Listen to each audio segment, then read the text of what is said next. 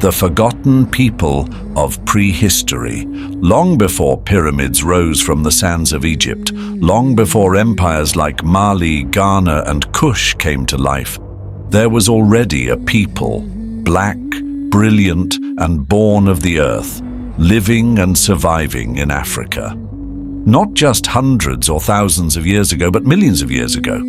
Scientists say 4.7 million years.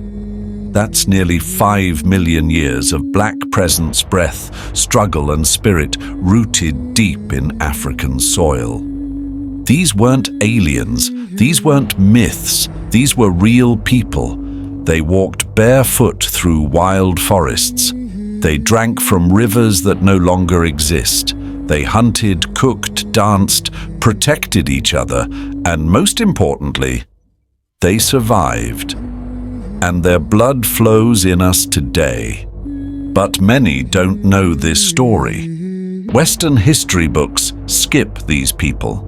Hollywood never speaks their names. Museums in Europe hide the bones of their ancestors behind closed doors. Yet their presence still whispers through the caves of Ethiopia, the stones of South Africa, and the dust of Kenya. This is their story. The survival of prehistoric black people from 4.7 million years ago. A truth that will shock you, move you, and make you proud to be African.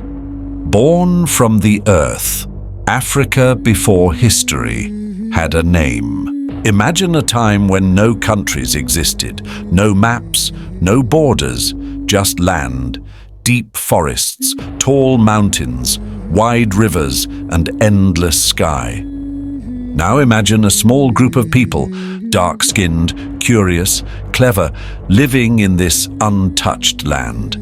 These were not just monkeys or wild creatures. These were the earliest hominins, a word scientists use to describe our human ancestors. The oldest known one is called Ardipithecus ramidus, found in what is now Ethiopia, and she lived 4.4 to 4.7 million years ago. She walked upright. She had arms for climbing trees and legs for walking on the ground. Her people were the beginning of something powerful.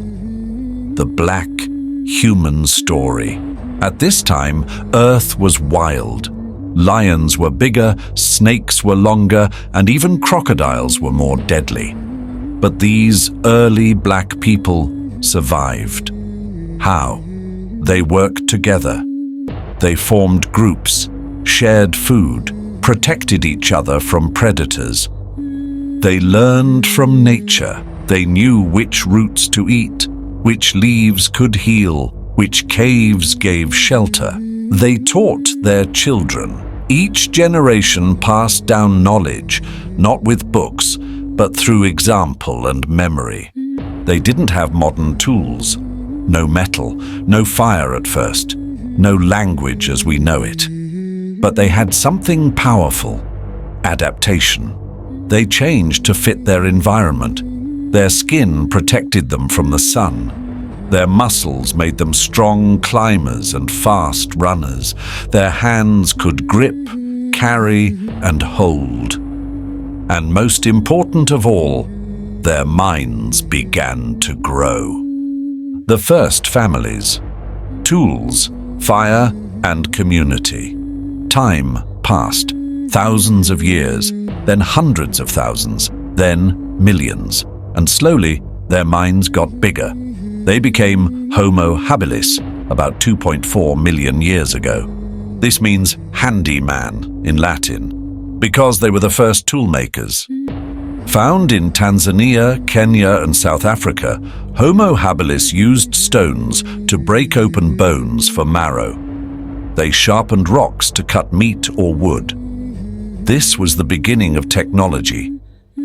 Imagine a small black child sitting by the river, watching her mother break a stick with a stone. That child would grow up and improve the method, making a sharper tool. This is how knowledge passed, through doing, watching, repeating. Soon after came fire. Scientists believe Homo erectus, around 1.8 million years ago, learned how to control fire. Fire gave light in the darkness. It scared away lions at night. It made meat easier to chew. It kept them warm in cold seasons. It helped them cook roots that would otherwise be poisonous. With fire came community. People gathered around it. They talked in sounds and gestures. They shared food. They told stories. Yes, stories began even before real language, maybe through humming, rhythm, hand signs, or simple chants. Even without words, they knew, this is my child, this is our land. We fight together, we survive together.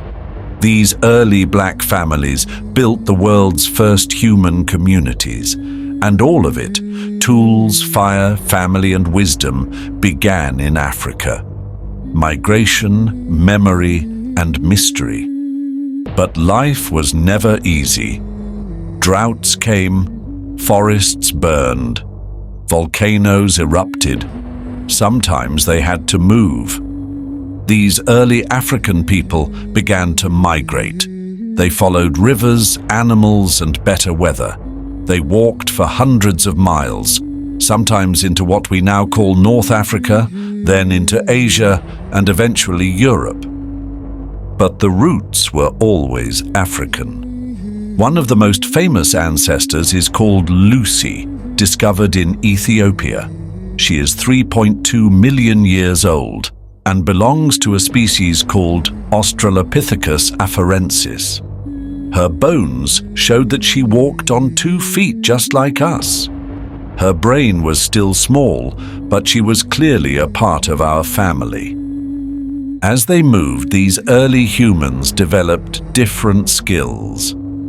Hunting groups using sharpened spears, clothing from animal skins, shelters made from branches and stone. By the time Homo sapiens, that's us, arrived about 300,000 years ago in Morocco, the African mind had already gone through millions of years of learning. Yes, modern humans came from Africa, and the earliest remains of our species were found in Jebel Irhoud, Morocco. These people looked very much like modern black people. They had wide noses, full lips, dark skin. Features later painted as primitive, but in truth they were signs of adaptation, strength, and beauty. This means that all human life, black or white, rich or poor, king or peasant, all of it began in Africa, with black people who lived, suffered, survived, and grew. Hidden truths, why we weren't taught this. If these early humans were black, and Africa is the birthplace of humanity, then why don't we see this in our history books? The truth is hard to accept. Colonialism. When Europe invaded Africa in the 1800s and 1900s, they didn't just take land, they took truth. They built schools that taught African children that their history started with slavery. Not millions of years of survival, invention, and intelligence. They created images of cavemen with pale skin and messy hair, hiding the reality that many early humans were dark-skinned, intelligent, and lived in Africa. Even museums played a part. In London, Paris, and Berlin, African skeletons from millions of years ago were stored and locked away, while Egyptian mummies were painted lighter to look more European. They didn't want the world to know that. The first human brain came from black people. The first society, however simple, was African. The first fire, the first tool, the first burial, all started in black hands. But now the story is being reclaimed. African scientists, historians, and storytellers like you are bringing these truths back to life. Through documentaries, books, YouTube channels, and cultural movements, we are remembering who we are. Because you cannot kill a story that was born 4.7 million years ago. We were always here. So, next time someone says African history began with slavery, correct them. Next time someone asks who built civilization, tell them those who survived before civilization even had a name. Before the pharaohs, before the Bible, before written word. There were black people walking, thinking, loving, surviving. There were black children running barefoot across ancient rivers. There were black mothers holding babies in caves while lions roared outside. There were black fathers making fire, carving tools and teaching the young. There were black elders telling stories under stars we can no longer see. This is not myth. This is prehistory. And it is ours. Africa is not just a place. It is the womb of the world. And its people, our ancestors, did not wait for books or palaces to be great. They were great by surviving. They were royal by endurance. They were human before the world knew what human meant. Let the world be shocked. Let history be rewritten. But we, black and proud, we were always here.